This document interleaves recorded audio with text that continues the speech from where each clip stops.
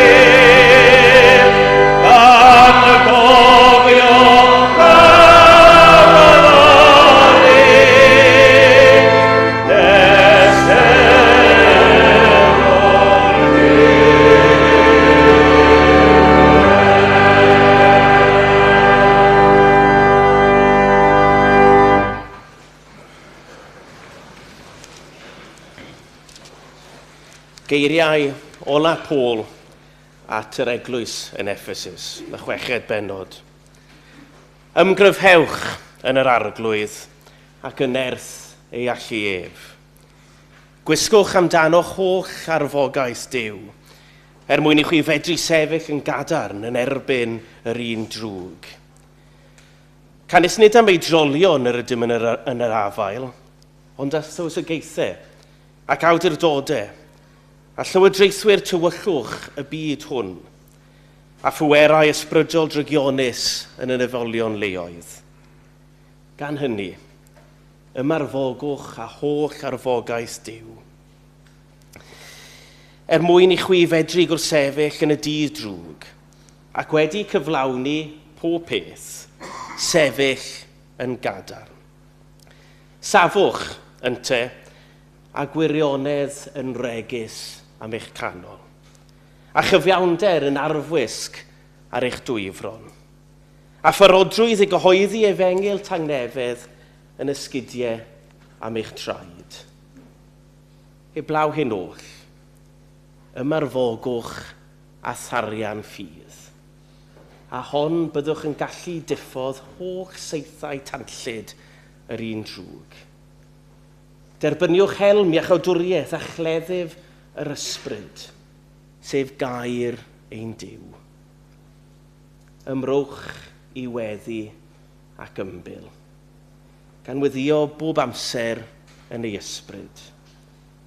I'r diben hwn felly, byddwch yn effro, gyda dyfal barhad ym mhob peth o ymbil dros y saint i gyd. A gweddiwch dros y finnau hefyd.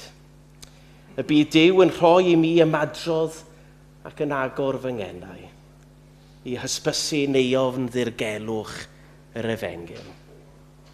Trosti hi yr wyf mewn cadwynau.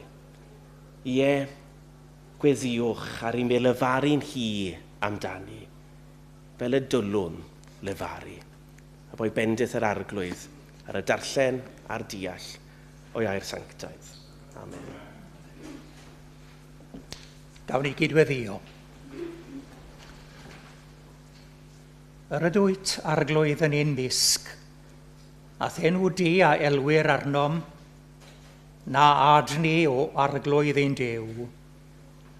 Yn o ti yr ydym yn byw, yn symud ac yn bod, a thrwyd a allu a thrym, y medru gwneud, yn anrheithol well, na dim allwn ni ei ddeisyfu na i ddychmygu. Tydi yw'r gair oedd yno o'r dechreuad, yn llunio'r byd yn gelfydd gyda Duw, dy ddwylodi fi'n gosod y planedau, ysgeintio'r ser yn oleuadau byw. Tydi yw'r Duw a wisgaist wyneb dynol, gan rhoi dy hun yn aber thrysom ni, a gwelsom yn ot dad yn bradu gariad, wrth dalu'r pris ar groesbren Calfari. Tydi yw'r un sy'n llunio ein presennol, gan roi i foment frau ei chyfle chwym, ac iddi hi chwistrellais dras digonol i'w byw yn llawn a'i throi yn brofiad ym. Arglwydd ein dyddiau a'n horeau, i ni am ddiolch i ti am wefr y foment hon, ac am gyfle newydd i ddod ynghyd i ddaddoli. Dyn ni'n diolch i ti am yr hyder hwnnw sydd yn ein hannog i gysegru o'n gallu a'n dawn i thwasanaethu di, ac i ddyrchafu enw yr arglwydd Iesu. Dyn ni'n gweddio am dymgeledd a tharweiniad, a chyfeiriad i ein tystiolaeth a'n cenhadaeth.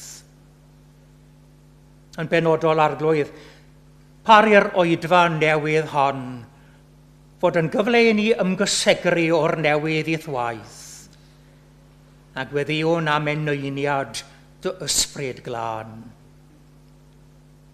Arglwydd, grymusa ni ar gyfer yr hyn sydd yn aros i'w gyflawni, Arwain ni wrth ei weithredu, a chynnal ni hyd i'r nes i'r dasg gael ei chwblhau.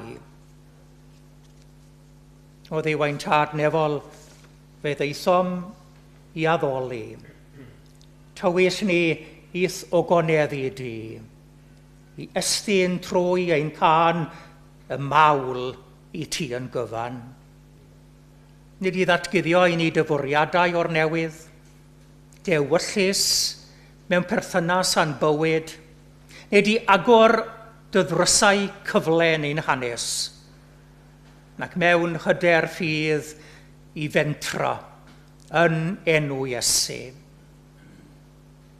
Father God, we come before your throne of grace in that precious name of Jesus, that mighty name that is above every other name. And we have gathered, Lord, in the wake of Pentecost.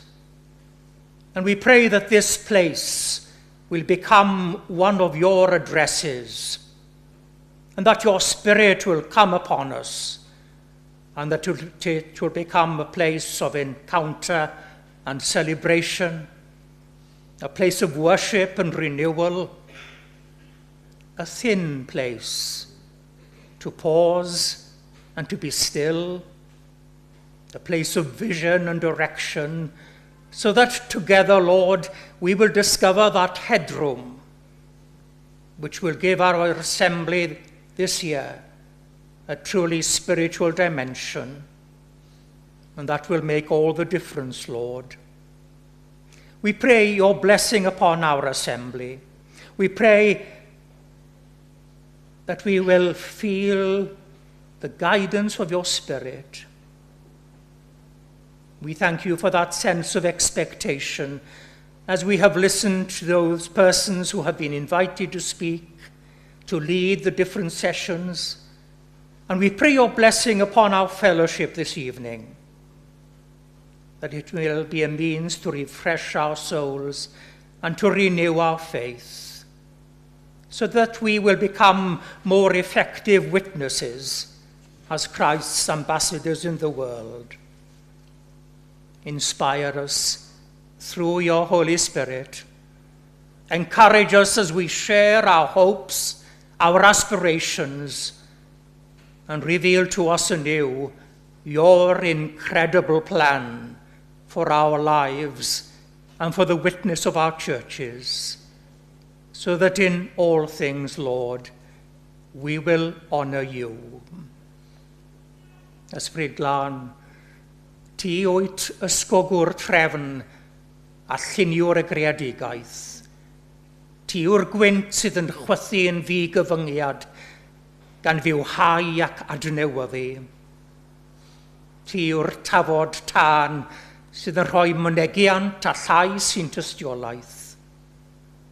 Ac fe ddeithos ar ddydd y Pentecost yn addewid ac yn rhodd, i rymuso ac i greu hyder. Yr oedd Eglwys heddiw, brofi grym dy gyffyrddiadau, dan ddwy ni'n rhan gyffro newydd ac arweiniad. Arglwydd, yng nghanol pryder ac ansicrwydd ein dyddiau, gad i ni brofi dy gwmni a thymgeledd, ag o'r ein meddyliau, cynhesa ein calonau, a datguddiad y hun i ni o'r newydd yng nghanol y cyffredin a'r arferol, nid i symud yn dawel yn un plith, nid i gyffwrdd â ni, nid i estyn dy nerth a gymorth i ni. Gweddiwn am dy gysgod trysam pan fydd stormydd bywyd yn codi yn ein herbyn, pan fydd argyfyngau'n bygwth, pan fydd gofidiau yn ein llethu, pan fydd afiechyd yn llesteirio neu hiraeth a thristwch yn llenwi'n byd. Gostegad i ein pryderon, a bydded i'th dangnefedd di, y tangnefedd hwnnw sydd uwchlaw pob deall, gylchu o'n cwmpas, a'n cynnal y foment hon ac i bob yfori newydd. Rhod y fendith ar arwyddion yr oedfa hon. Cynnal ni i rhyngyd y fodd ac i ddwy'n clod ac anrhydedd i thenw. Gwrando ni, a derbyn ni yn gymeradwy yn dy olwg, maddau ni ein byau, oherwydd gofynwn hyn yn enw ac yn heiddiant Iesu Grist, ein harglwydd a'n gwaredwr. Amen.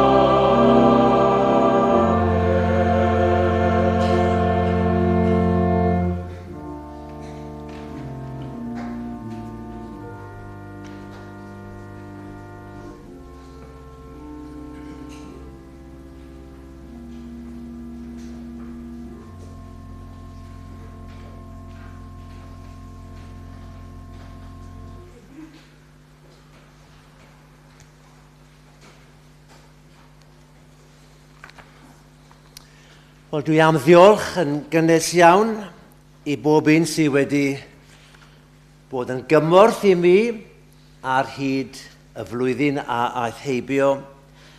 Mae wedi bod yn fraint i wasanaethu'r undeb ac i gynrychioli'r undeb mewn nifer o gyfarfodydd. A dwi'n gweddio y bydd y fantell yn disgyn yn naturiol ac yn gynnes ar Rob, fydd yn parhau y gwaith o wasanaethu, cynrychioli ac arwain. Boed bendith arna ti, Rob. I ni canu emyn rhif 10. Emyn rhif 10, ysbryd glân, golomau nef, gwrando yn rasol ar ein llef, eitho yn wywedig iawn disgyn yn dy ddwyfol ddawn, oer ein serch, a gwan ein ffydd, ein hosanna'n ddistaw sydd, tyred ysbryd glân, enyn ynwm nefol dan. Na heiddwn i dy gael, eto ti oed ysbryd hael, tyred yn dy ras, meiddan anghrediniaeth gas, ysbryd glân, golomau nef, cod ni ar dy adain gref, nes rawn i uwch y byd, mewn sancteiddiol, nefol fryd. Rhif 10.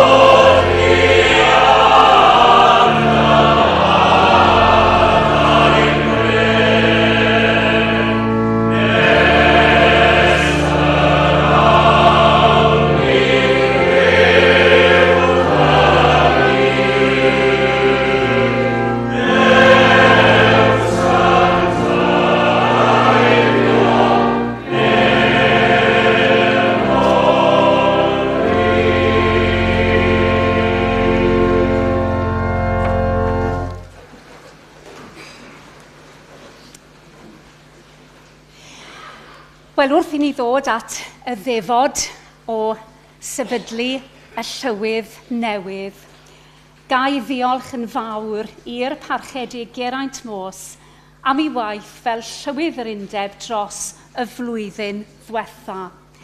Geraint, diolch am y cydweithio hwylus, diolch am gynrychioli'r undeb ar sawl achlysur ac am dy bresenoldeb mewn pwyllgorau ynghyd a darweiniad cadarn a chwbl egniol. Diolch yn fawr iawn. A diolch yn arbennig hefyd, Geraint, am y stor o straeon i ni wedi mwynhau dros yr undeb. Diolch yn fawr, ac i ni'n deisydd bendith Duw arna ti ac ar Tina. Diolch yn fawr. Ond mae'n hyfrydwch gen i yn awr i gyflwyno y parchedig Rob Nichols. Ac yn eich llawlyfr, neu yn yr adroddiad blynyddol, mae'r parchedig Denzil John wedi llunio cyflwyniad hyfryd iawn i Rob. A Denzil wrth gwrs wedi bod yn weinidog a Rob. Pan oedd Rob yn aelod yn y tabernacl, a Rob yn organydd, yn ddiacon, yn athro'r ysgol Sul ac yn ysgrifennydd yr Eglwys. Wel, brodor o ben clawdd yw Rob, ac felly mae'n un o blant cymanfa Gorllewin Morgannwg ac wedi cael ei fagu ym Methesda Abertawe. Bu un o gyn ysgrifenyddion cyffredinol yr undeb, y parchedig M.J. Williams, yn ddylanwad mawr arno, ac bu'n fyfyriwr ym Mhrifysgol Aberystwyth, a dwi'n gwybod am ffyddlondeb Rob i roed faon fore a hwyr ym Methel Aberystwyth, stryd y Popty, pan oedd y cyn ysgrifennydd cyffredinol y parchedig Peter Thomas yn weinidog yno. I ni'n cysylltu enw Rob a cherddoriaeth, ac mae'n adnabyddus fel arweinydd core a chymanfaoedd canu. Bu'n athro ac yn gweithio yn y cyfryngau. Ond yn y diwedd, cymaint i fawn yn y byd cerddorol, ildio bu'n rhaid i'r alwad i'r weinidogaeth. Gyda'r gwahoddiad i wasanaethu yn yr eglwys hon. A hyfrydwch oedd cael y fraint o sefydlu Rob yn weinidog yma yn 2016, ac yna yn ddiweddarach cael bod yn rhan o'r gwasanaeth ordeinio. Mae gan Rob y ddawn i grynhoi pobl yn enw'r Efengil, a mae hynny wedi bod yn gwbl amlwg yn ystod i gyfnod yma yn Llundain. Ac wrth i ni wahodd Rob i lywyddiaeth ein hundeb, i ni'n gwybod fod ganddo ni ŵr ysbrydol a brwdfrydig, a fydd yn ein lliwio ni'n ddiogel ar hyd y 12 mis nesaf. Dywedodd yr arglwydd Iesu, a phwy ohonoch a fyno fod yn fawr yn eich plith, bydded yn was i bawb. Canis ni ddaeth mab y dyn i'w wasanaethu, ond i wasanaethu. Braint ac hyfrydwch i'w cyflwyno a neilltuo y parchedig Rob Nichols i fod yn llywydd undeb y dyddwyr Cymru am y flwyddyn 2025 hyd at 2026, ac yn enw ein harglwydd Iesu Grist, cyhoeddaf eich bod wedi eich sefydlu yn llywydd undeb bydyddwyr Cymru am y 12 mis nesaf.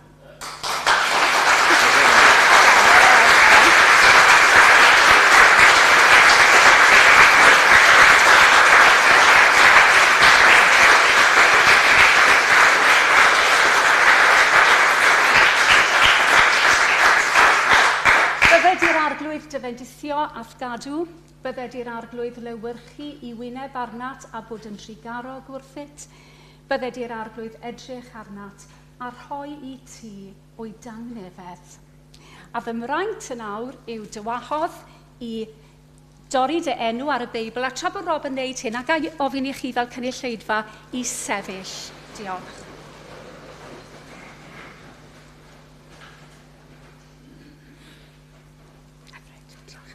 A mae'n hyfrydwch gen i nawr i wahodd y parchedig Dr. Denzil Morgan i offrymu gweddi dros Rob. Diolch.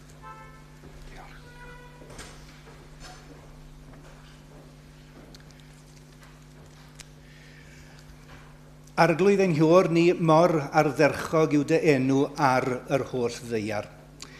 I ni'n diolch i ti o arglwydd am fod yn dystion i'r weithred hon. I ni'n diolch am y dyddiau ni wedi cael yn dy gwmni di ac yng nghwmni aelodau yr eglwys hon, ac yn eilltuol o arglwydd i ni'n diolch i ti am weinidogaeth ffyddlon dy was. I ni'n diolch i ti amdano. I ni'n diolch am yr hyn mae wedi cyflawni yn y fan hyn ar hyd y blynyddoedd diwetha. I ni'n diolch am y llwybr oedd wedi ei arwain i'r weinidogaeth, ac i ni'n diolch am i ti weld yn dda i'w fendithio, a'i fendithio yn helaeth a bendithio i bobl yn sgil hynny. I ni'n i gyflwyno fe eto i ti ar gyfer y swydd newydd hon.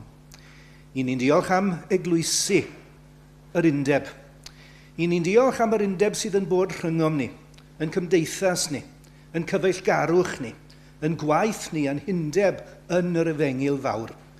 I ni'n gofyn i ti yw bendithio'n helaeth, bendithio'r eglwysi, dyrod arweiniad iddo ef ar hyd y misoedd sydd yn dod, ac yn dy ras ac yn dy dysturi, anfon dy lan ysbryd fel y bydd i enw yr arglwydd Iesu Grist trwyddo cael i ogoneddu.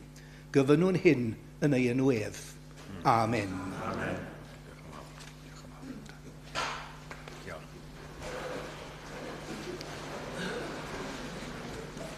Wel, diolch yn fawr iawn, Judith, a Denzil, a phawb arall sydd wedi cymryd ran hyd yn hyn. A diolch eto i Geraint am ei arweiniad ar hyd y flwyddyn. Bydd rhaid i fi gael cwpl o straeon oddi wrtho fe, dwi'n credu, i liwio'r cyfarfodydd yn y flwyddyn sydd i ddod. Ond mae'n arwydd o cael iawn iawn i mi yn bersonol. Taw yng ngweithred cyntaf i mewn gwirionedd, fel llywydd yr undeb, yw i wahodd cor Tabernacl Caerdydd ymlaen i ganu. Fel yn gweud, dwi mor ddiolchgar i chi am wneud yr ymdrech i ddod i Llundain, a meddwl am yr atgofion hyfryd melys o fod yn eich plith chi ar fraint, a'r anrhydedd yn wir o fod dan weinidogaeth Denzil am yn agos i 15 mlynedd. Felly, dewch ymlaen os gwelwch yn dda, cor y Tabernacl. Dan arweinyddiaeth Shelley Ann a Dafydd Hugh wrth y piano. Diolch.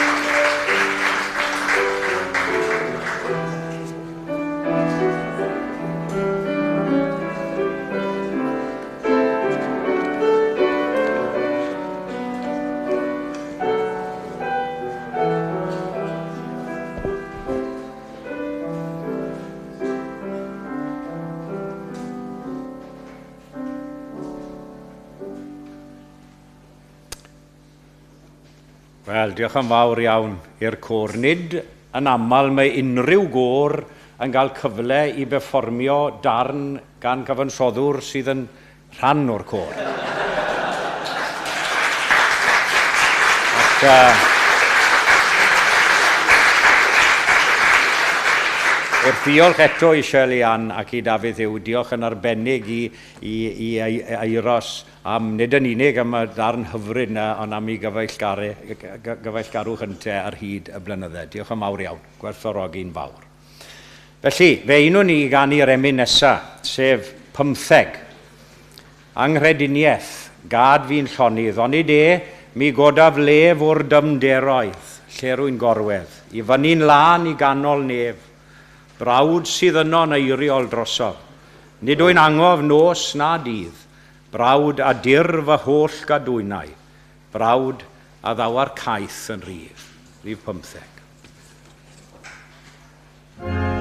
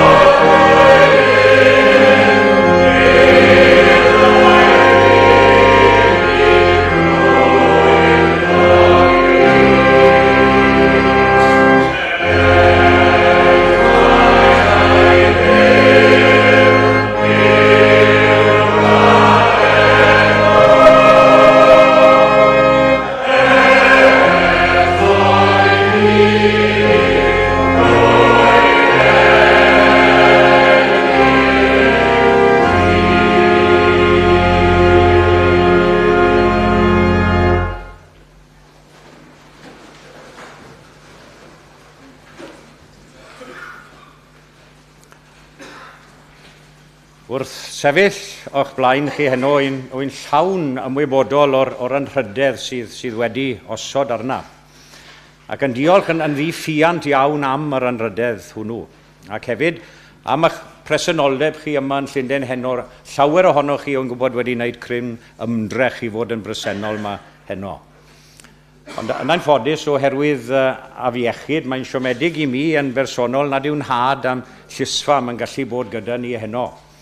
Ond wy'n diolch iddyn nhw yn ddidwyll iawn am bob cefnogaeth a bob anogaeth ar hyd y daith. A rhaid i mi sôn yn benodol ar y dechrau fel hyn am y parchedig Peter Dewi Richards. Ges i air dygau bore yma ar y ffôn. A'r ffaith ei fod yn methu a bod gyda ni heno. Bydde fe'n amhosib, yn wir amhosib i unrhyw unidog cael ragflaenydd mwy graslon, cefnogol a chyfeillgar na Peter. A gallaf on siarad mor uchel fy march amdano fe am beth mae wedi wneud i mi yn bersonol dros yr eglwys hon a thros yr undeb wrth gwrs fel ysgrifennydd cyn hynny. A rwyf hefyd yn ymwybodol iawn heno am y cwmwl mawr o dystion hynny sydd yn ein hamgylchynu ni. Rai ohonyn nhw yn ffrindiau bersonol bydde wedi bod yma heno. Rai oedd wedi bwco lle i fod yma. Ond ymhlith y cwmwl mawr o dystion hynny bellach sydd yn ein hamgylchynu. A chyma ges i fy magu yn sŵn a swyn rai o gynlywyddion yr undeb. Abel J. Parry, Edwin Edmonds ac S.J. Leek o blith cynwenidogion Bethesda, Abertawe, y mam Eglwys. Ac yna'n ddiweddarach, of course, J.S. ac M.J. Williams, a fi'n gymaint o ddylanwad yn ystod blynyddoedd ffurfiannol fe ieuenctid, a'i henwain peraroglu sydd, ynddo fe. A gallaf on gweddio a bydda fi yn gwneud cyfiawnder ar gwaith o lywyddu'r undeb eleni yn ystod y flwyddyn sydd i ddod ac yn gwneud cyfiawnder hefyd a'ch ymddiriediaeth chi yno fi i gyflawni'r dyletswyddau yna. Tarian ffydd, dyna thema ddewiswyd ar gyfer y genhadledd eleni, ac wrth ddewis testyn o'r math, falle'r cysylltiadau militaraidd ar y felgar ar un olwg, rwyf am bwysleisio o'r cychwyn cyntaf taw tarian ysbrydol wrth reswm. Tarian ysbrydol nefolaidd sydd gennym yma, nid bydol a daiarol. Yn enwedig wrth ystyried yr holl sôn am ryfel a thrais yn y byd i ni'n byw ynddo ar hyn o bryd a da fi gyfeirio at hynny yn y man. Wedi dweud hynny, mae yn anochel, cofiwch, fyddai'n gweud hyn ar y dechrau, bod ambell gyfeiriad at ddelweddau a chymariaethau milwrol o fewn yr anerchiad hwn. Dim ond i ni gofio hyd am eiriau Eifion Wyn a'i emyn yn y detholiad ynddo fe, fel na byddo mwyach, na dial na phoen, na chariad at ryfel, ond ryfel yr oen. Gwaith a dyletswydd pob Cristion yw amddiffyn. I amddiffyn ar rhannu'r ffydd a droddodwyd i ni drwy saint yr oesoedd. Mae'n rhaid gwisgo holl arfogaeth Duw wrth wneud hynny, fel clywson ni yn y darlleniad o lythyr Paul at yr Effesiaid. Ond nid amddiffyn yn unig yw ein gwaith. Mae'n rhaid i ni ymosod ar brydiau hefyd, nid yn filitaraidd. Dwi'n pwysleisio i ddweud, nid yn filitaraidd.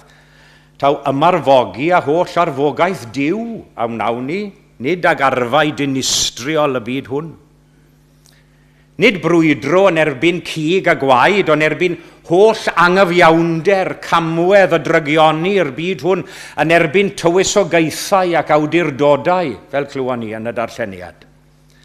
Ac yn erbyn rheini, wrth gwrs, rhaid defnyddio yr arfau priodol yn y dull priodol hefyd. Gan gofio bob amser bod ffydd heb weithredoedd yn farw yn ddihun. Rwy'n dyfynnu geiriau Martin Luther King Jr. yn aml. Darkness cannot drive out darkness, only light can do that. Hate cannot drive out hate, only love can do that. Felly nynne sydd am ddilyn Crist a'i ddysgeidiaeth, a hynny mewn oes a chyfnod sydd mor gynyddol, secular a bydol ei gwedd, wedi dweud na, bod na arwyddion o gynnydd ac o gyffro yn y tir, fel clywon ni bore yma, yn y sesiwn gynhadol gyda Carwyn. Ond mae rhaid i ninnau hefyd ymarfogi a tharian ffydd ac i fyny bod yn wahanol, gan gofio ein bod yn y byd ond nid o'r byd, ynddo fe. Ar ôl dweud hynny, mae yna rai sy'n arddel perthynas â Iesu Grist yn ein heglwysiad dyddiau yma gan gynnwys ambell arlywydd a pheneithiad gwladwriaethau eraill. Maen nhw'n hapus i aros o fewn terfynau cyfforddus y byd hwn yn bodloni ar gydnabod yn gyhoeddus o leia rhyw rith o grefydd. Fel soniodd Dafydd Morris amdano yn ei emyn. Nawr heb fod yn orf eirniadol na fernwch fel na'ch barnir, a chydnabod fy ngwendid am hamer ffeithrwydd amlwg fy hun, gallaf ond eilio ei eiriau na dim fodloni ar ryw rith o grefydd, heb ei grym, ond gwir adnabod Iesu Grist yn fywyd annwyl un. Yn ôl ein anghydffurfio ar byd hwn gan gofio ein bod ni'n perthyn i'r traddodiad anghydffurfiol, ynddo fe. Yn ôl hynny y byddwn ni'n cael ein barnu yn ein hymgais i fod yn feiddgar ac yn hyderus ac yn ddi-ofn yngwaith y deyrnas yn y dyddiau sydd ohoni. Cofiwch fod sicrhau gwen oddi wrth ddiw yn golygu derbyn gwg oddi wrth y byd yn aml. Achos nid rhyw ffydd arwynebol mae hon, yn seiliedig ar chwedle neu straeon hudolus, ond ffydd yn seiliedig ar ffaith a gwirionedd Iesu Grist. Ei fywyd, ei farwolaeth, ei atgyfodiad, a'r ffaith ei fod yma gyda ni heno yn fyw. Ffydd sy'n creu gobaith ac yn esgor ar gariad. Ffydd sy'n sail i'n cenadwri, i'n cenhadaeth a'n cyfrifoldeb ni hefyd fel Cristnogion yn y byd. Yn ei ddwy gyfrol swmpus a dylanwadol ffydd ac argyfwng cenedl. Mae ar Tudur Jones yn sgrifennu fel hyn am Gymru. Y more bach ei hanes pan wersyllai milwyr Rhufain yn Segontiwm a Charleon. Dechreuodd y ffydd Gristionogol ddylanwadu arni, a thrwy'r canrifoedd oddi ar hynny, ni fallodd y dylanwad iddo droion lesgau. A dyna fi wedi cyfeirio at gymariaeth filwrol yn syth, ond beth bynnag. Ond nid ffydd pobl ddoi ac echdoi a dathlu ni heno.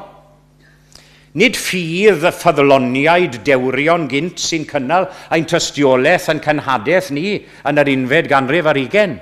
Diolch amdanynt wrth reswm. Diolch amdanynt am ei dycnwch, ei dyfal barhad ar hyd y canrifoedd. Ond mae Tudur Jones yn mynd mlaen i ddweud fel hyn, ffolineb fyddai honni fod y goleuni honno wedi diffodd. Gwelodd Duw yn dda ganiatáu adnewyddiad nerthol i bobl Cymru, ac ni fallodd y weledigaeth fod cynghanedd ac undod a gorfoledd ac ystyrlonedd i'w cael eto i bobl Cymru yng Nghrist. A lle bo gweledigaeth, nid pallu wna'r bobl. Ac ran o'r weledigaeth honno, rwyf am rannu gyda chi heno, a hynny gyda chymorth Duw ar Ysbryd Glân. Yn y ran gyntaf o'r anerchiad hwn, byddai'n ceisio dehongli ychydig ar y ddelwedd a'r gymhariaeth yma o ffydd fel tarian. Ac yn yr ail ran yn ceisio atgyfnerthu hynny yn ein profiad ni. Ac yn y ran olaf i gynnig gair o gysur wrth i ni ddefnyddio ffydd i ddiffodd holl saethau tanllyd yr un drwg, fel mae'r adrodd yn dweud. Felly, ffydd yn cael ei chymharu â tharian. Ac mae nifer o agweddau amrywiol sy'n perthyn i ffydd yn gyffelib i darian hefyd. yn gyntaf ac yn amlwg iawn ac yn syml iawn wedyn ni, mae ffydd fel tarian yn ein hamddiffyn, ond yw e rhag ymysodiadau a pheryglon yn ein herbyn. Defnyddiwyd nifer o dariannau gwahanol yn yr oesoedd a fi, ond mae cyfeiriad arbennig yn yr adnod yma at darian fawr a ddefnyddid gan yr Rufeinwyr a'r Groegwyr weithiau. Ac mae'r gair yn cael ei gyfieithu weithiau fel drws, oherwydd bod eu tariannau nhw mor fawr a drws ac yn gallu gorchuddio'r corff gyfan. Mae adnod olaf y 5 salm yn sôn fel hyn, oherwydd yr wyt ti arglwydd yn bendithio'r cyfiawn, ac mae dy ffafr yn ei amddiffyn fel tarian. Neu, yn Bible.net, fel tarian o'i cwmpas nhw, sy'n disgrifio'r peth yn well o lawer. Am hwn i, nawch chi sy'n nabod fi'n dda, yn synnu braidd mod i'n ffafrio y cyfieithiad Bible.net dros yr hen gyfieithiad. Ond yna ei amgylchynu fel tarian. Ond yn ogystal â chamddiffyn, gai awgrymu bod ffydd fel tarian yn derbyn yr ergydion hynny a bwriadwyd ar eich cyfer chi. Mae rai o'r farn a'r meddylfryd bod meddu ar ffydd yn ei galluogi nhw i osgoi ergydion yn gyfan gwbl. Pe bai digon o ffydd ganddyn nhw, bydde popeth yn esmwyth a thawel mewn bywyd. Di am i, dyw pethau ddim gweithio fel na. Na. Achos pam, gwedwch, pam gwisgo arfwisg, os nad oes rhyw fath o ymladd neu ornest ysbrydol ar y gorwel? Gadewch i ni ddisgwyl ymysodiadau mewn bywyd, ond gofalwn ein bod yn gwisgo tarian ffydd i ddiogelu rhag yr ymysodiadau hynny.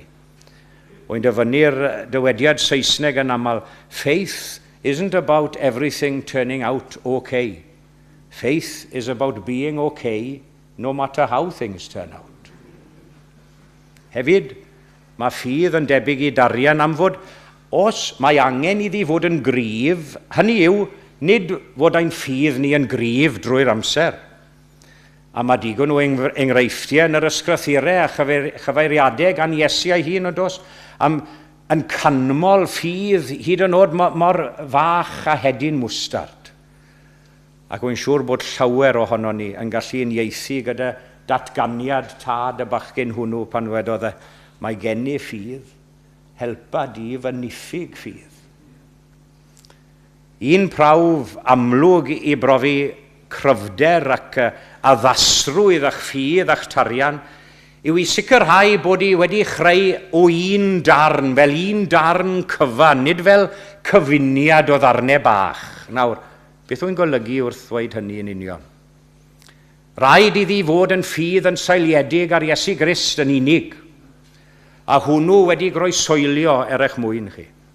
Hynny yw, dim ffydd ac ymddiriedeth yno chi a'ch hunan i ddechrau, neu mewn unrhyw faedrolyn arall, ond yn gyfan gwbl ar Grist, neu fydd eich tarian a'ch ffydd yn hollol ddiwerth. Chi sy'n gyfarwydd ar pwlpid yma, a wy'n gweld rai ohonoch chi sydd wedi pregethu yr wythnos hon dros y dyddiau diwetha yma.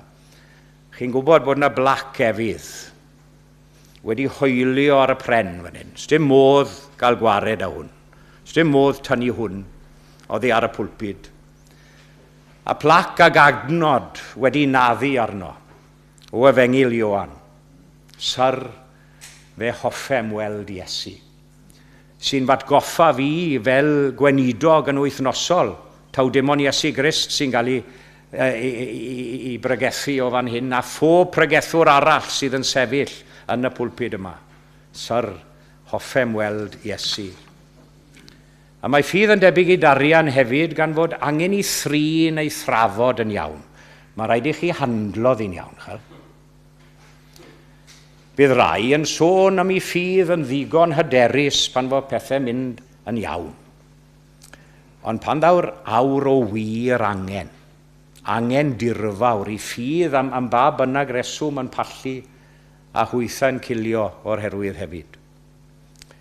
A chymod, un o'r emynau Saesneg wy'n cofio i ganu yn yr ysgol yn Rhegwyr, a wy'n gweld rai o ysgol Tregwyr yma, o ysgol y bechgyn a'r merched, yr ymadeg Tregwyr. Oedd gwasanaeth bob bore yn ysgol gyfan yn Tregwyr, Gymraeg di Llun a di Mercher a di Gwener, a Saesneg di Mawrth a di Ddiau. Ond yn un hoff iawn o'r gwasanaethau Saesneg hefyd, hoff iawn o am un peth, bod ni di canu'r emyn yma gan Thomas Lynch. My faith, it is an oaken staff, the traveller's well-loved aid. Chi'n gyfarwydd ar emyn? A'r pennill ola hwnnw sy'n sôn fel hyn. My faith, it is an oaken staff, oh, let me on it lean. My faith, it is a trusty sword, my falsehood, find it keen. Thy spirit, Lord, to me impart, oh, make me what thou ever art, of patient and courageous heart, as all true saints have been.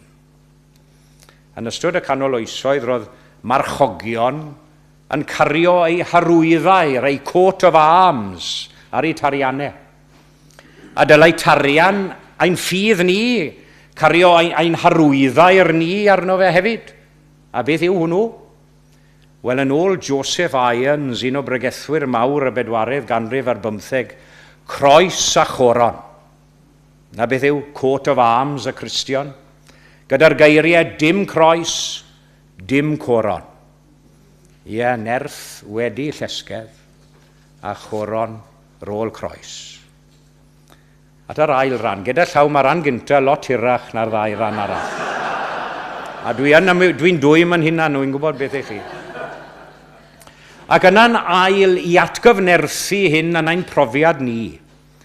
Heb law hyn oll, meddai Paul. Heb law hyn oll, ymarfogwch a tharian ffydd. Nid am eich bod i anwybyddu ac i anghofio am agweddau eraill o'ch bywyd ysbrydol wrth reswm. Ond mae'n rhaid sicrhau bod eich ffydd chi'n iach. Yn iach yn y ffydd. Mae'r hen gyfieithiad yn cyfeirio at holl becellau tanllid y fall. To quench all the fiery darts of the wicked yn y Saesneg. A mae hyn yn cyfeirio at saethau bychain a gwenwyn o flaen y bicell neu'r saeth. A wrth i nhw gyffwrdd ar cnawd, bydden nhw'n chwistrellu gwenwyn tanllid mewn i'r gweithiennau. Weithiau, bydden nhw'n defnyddio saethau wedi tanio gyda fflamau, a wy'n siŵr bod ni gyd wedi gweld pethau tebyg mewn ffilmiau, ynddo fe? Saethau tanllid yn hedfan drwy'r awyr i ddinistrio pebyll a gwersylloedd a gelynion. Nawr ydy hynny yn atgoffa chi o rywbeth? O saethau tanllid eraill sy'n hedfan trwy'r awyr wrth i ni gyfarfod yma heno? Ie, y drons a'r teflegrau dieflig yma. Dyna beth yw saethau tanllid ein dyddiau ni, yn hedfan drwy'r awyr, yn Gaza ac Israel, yn Ukraine a Rwsia, uwch ben Tel Aviv a Teheran heno. Dim byd newydd dan yr hael. Ond mae gan ffydd bwer diffoddol hefyd. Mae ffydd nid yn unig yn dal y bicell, nid yn unig yn ei dderbyn, ond yn signo'r gwenwyn i ffwrdd hefyd. Fe signa fe naid i nain lan. Mae'n ryfedd, dwi'n ryfeddu yn aml. Sut mae Duw a'r brydiau yn ein galluogi ni i fyw yng nghanol holl demtasiynau, treialon, gofidiau a chwestiynau o bob math. A ninne gyda tharian ffydd yn cael nerth o rywle. Nerth o rywle ac yn llwyddo i gario ymlaen. Beth arall sy'n cael ei atgyfnerthu yma yw'r ffaith bod ffydd o'i chymharu ar arfwisgoedd eraill yn gallu diffodd yr holl saethau. Na beth mae'r adnod yn dweud? Mae'r helm, wrth gwrs, yn amddiffyn y pen yn unig, ond yw e? Yr ysgidiau yn diogelu'r traed yn unig. Ond am darian ffydd. Am darian ffydd mae honno yn eich amddiffyn rhag yr holl saethau. Mynwch yn rinweddau eraill wrth reswm, ond heb law hyn oll, meddai Paul. ymarfogwch a tharian ffydd. Dyma'r eli bob clwyf, ystwedodd yr hen ddywediad. Sdim un elfen o'ch byw a'ch bod nad yw ffydd yn ddefnyddiol i chi. Beth bynnag i chi'n angofio wisgo ar brydiau, pidwch fyth ag angofio wisgo tarian ffydd amdanoch. Eto, cawnau'n darbwyllo i Gymru tarian ffydd am fod ffydd yn ein gwaredu rhag pob math o elynion. Hynny yw, nid yn unig yr holl ddrygioni sydd i gael yn y byd, nid yn unig o fewn eraill, ond y drygioni sydd yn rhan anatod ohonom ni gyd. Y mer ein hesgyr ni fel petai. Yn rhan o natur ddynol ni, ein hunanoldeb ni, ein trachwant ni, ein balchder ni. Dwi'n gweud yn aml, pobl balch iawn i ni ar y naw. A'n amheuon ni ar brydiau. Mae'n ymddangos i mi bod ambell un y dyddiau yma, hyd yn oed o fewn eglwys Dduw, yn annog derbyn amheuaeth fel rhyw fath o ddyletswydd. Nawr pidwch fy ngamddeall o gwbl, pidwch camddeall o gwbl, dwi ddim yn honni nad os adegau o amheuon a chwestiynu yn dod i gwrdd ni gyd o bryd i'w gilydd. Ond y pwynt yw, pidwch a byw mewn cyflwr parhaus o angrediniaeth. Na'r peth. Peidiwch a byw mewn cyflwr parhaus o ame a chwestiynu pwrpas a bwriad Duw ar eich cyfer chi. Yn fy miwch, mae rhaid i mi bregethu ffydd derfynol yn Iesu Grist. Gweddiwch ar ei Dduw nes eich bod yn gallu datgan yn hyderus fel wedodd Denzil Nithwr, mi wn fod fy mrynwr yn fyw ac a saif ar y diwedd ar y ddeiar. Felly at y drydydd ran, a ran olaf o'r anerchiad. Gair o gysur i ni gyd wrth geisio defnyddio a phwyso ar ein ffydd yn y frwydr barhaus hon o ddiffodd holl seithau tanllid yr un drwg. Achos does dim byd yn gallu dwy'n llawenydd bodlondeb a thangnefedd mewnol yn debyg i ffydd.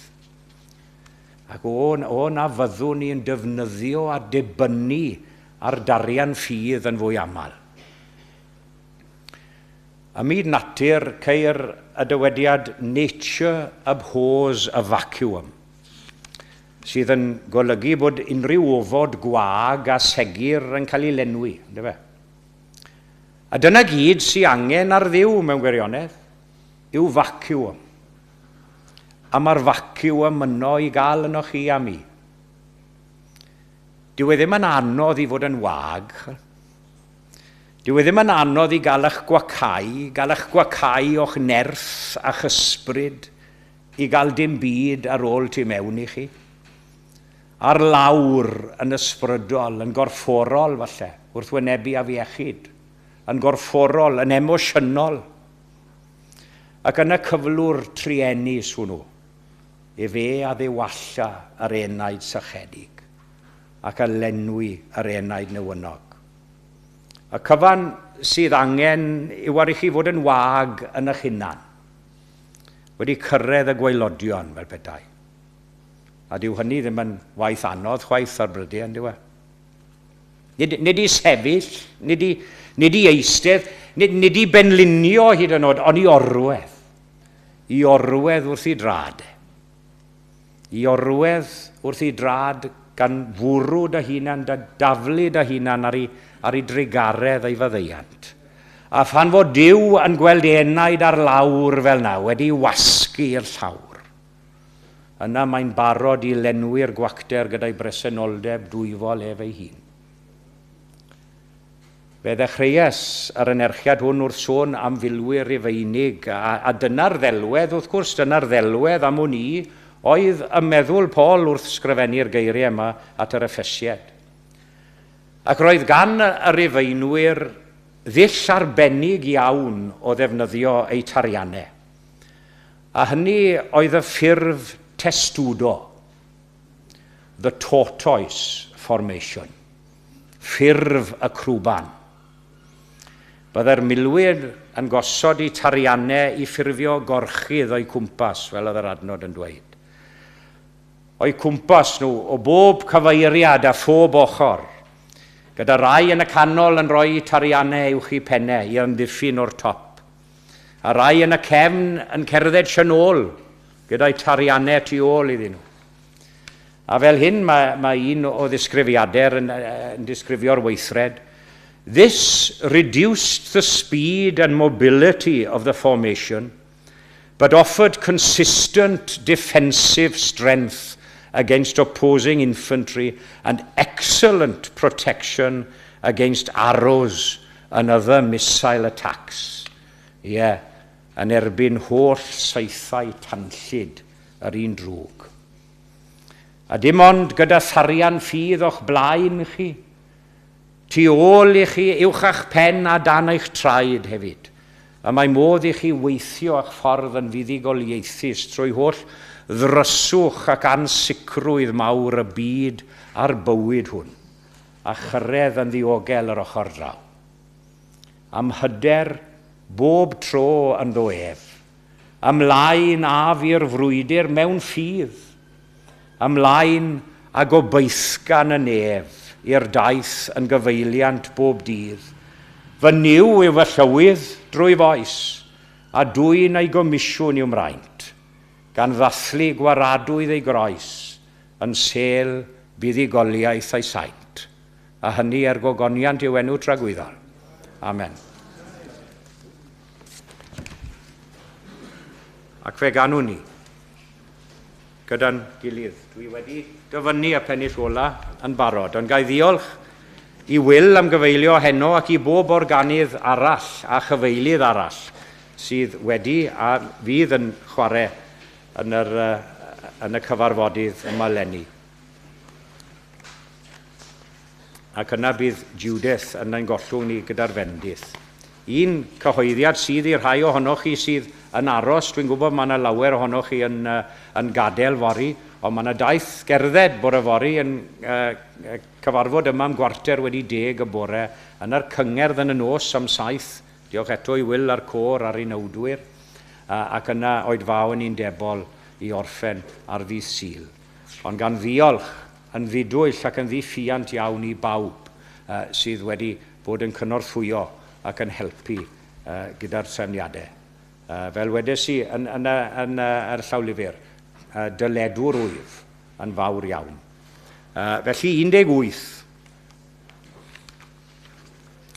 Ymlaen, af dros wastad a serth, ar lwybrau ewyllus fy nhad, a llusern a'i air ryddym nerth i ddiffodd pob bygwth a brad.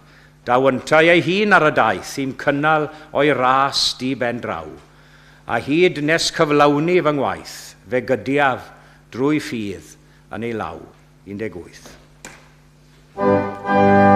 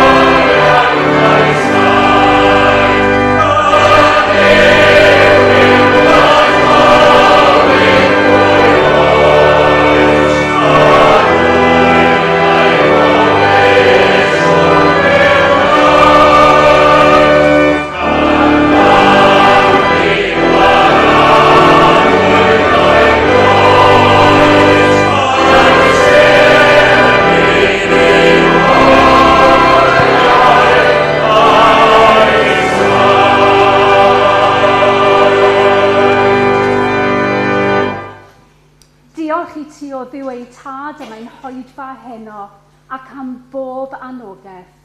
Awn oddi yma wedi gwisgo o'r newydd mewn tarian ffydd. Gras ein harglwydd Iesu Grist, a chariadw, a chymdeithas yr ysbryd glân, a fyddo gyda ni oll, o'r awr hon hyd byth. Amen. Amen.